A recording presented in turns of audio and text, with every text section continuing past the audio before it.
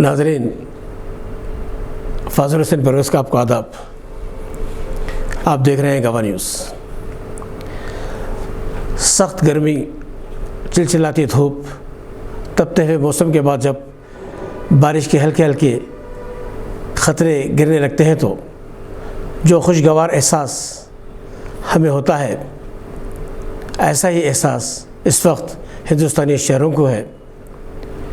وہ تمام شہری جو سیاہ قوانین سے پریشان تھے، وہ تمام شہری جنہیں سچ بولنے کی سزا کے طور پر مختلف مقدمات کے تحت الجھا کر برسوں جیلوں میں چھڑایا جاتا رہا، وہ خوشی سے بے قابو ہیں، کیونکہ سپریم کورٹ کا مرکزی حکومت کو یہ مشورہ کہ ملک سے غداری کا قانون 124A کو برخاست کرنے کے سلسلے میں غور کیا جائے، یقیناً آزاد ہندوستان کی تاریخ میں عدلیہ کا ایک اہم اور تاریخ ساز فیصلہ ہے، جو گرم تپتے ہوئے قفس میں خوشگوار تازہ ہوا کے جھونکے کی مماثل ہے۔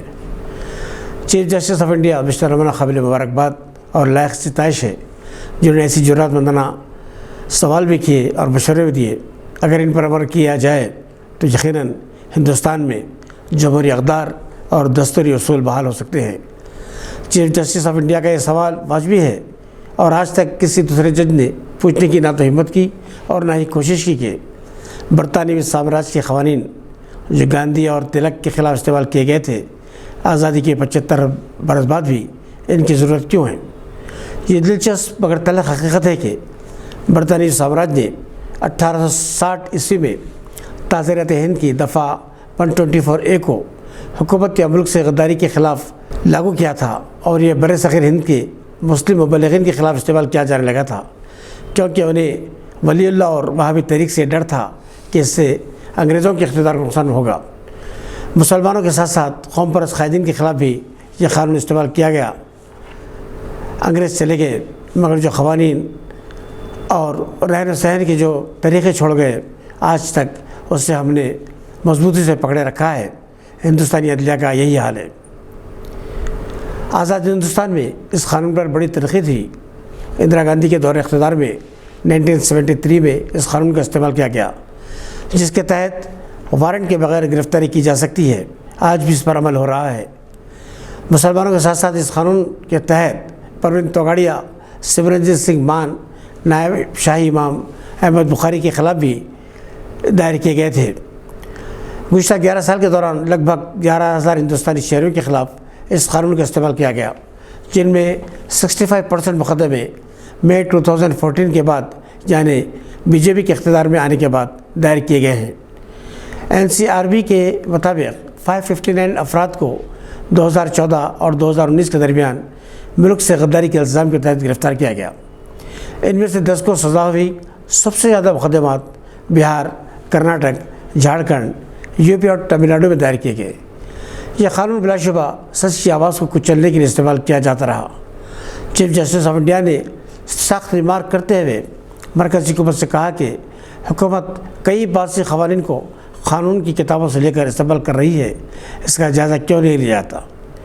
یہاں یہ بات قابل ذکر ہے کہ دیش سے غداری قانون کے ساتھ ساتھ UAPA کے تحت سماجی کارکنوں، حقوق انسانی کے علمبرداروں کو گرفتار کر کے جیلوں میں چڑھایا جا رہا ہے۔ حالانکہ ان قوانین کے خلاف ملک کی مختلف ریاستوں کے ہائی کورٹ نے سخت ریمارک کیے۔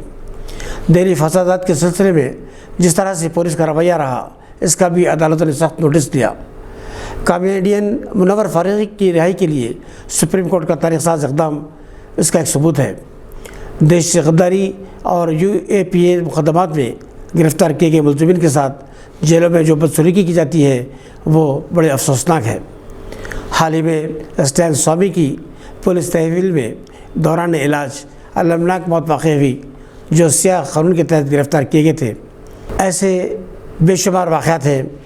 کئی نوجوان اور طلباء قائدین کو ان مقدمات کے تحت گرفتار کیا گیا، ان کی جوانی کو جیلوں کے پیچھے کچل دیا گیا۔ ناظرین، سپریم کورٹ کے اس آبزرویشن کے بعد اپنے دور کے ممتاز صحافی اور واجپئی دور کے مرکزی وزیر ارون شوری نے تعزیرات ہند کی دفعہ 124A کے جواز کو چیلنج کرتے ہوئے اس کی برخاستگی کے لیے سپریم کورٹ سے رجوع ہوئے ہیں۔ راہل گاندھی نے خیر مقدم کیا، योगेंद्र यादव भी खैर मकदूम करने वालों में शामिल हैं। देखना है कि चीफ जस्टिस ऑफ इंडिया को इनके ज़रूरतमंदा रिमार्क के लिए किस हद तक सराहा जाएगा। हाल अरसे के दौरान चीफ जस्टिस रमना ने बहुत सारे तारीख़-साज़ इक़दाम किए हैं। अब हम गवाह न्यूज़ की जानिब से अदलिया के वक़ार की बहाली के लिए जस्टिस रमना को मुबारकबाद देते हैं और उम्मीद करते हैं कि कम अज़ कम जमहूरियत के 4 सतूनों में अदलिया अपने वक़ार को, अपनी ख़ुद मुख्तारी को, अपने आज़ाद किरदार को बरकरार रखेगी। शुक्रिया। खुदा हाफ़िज़।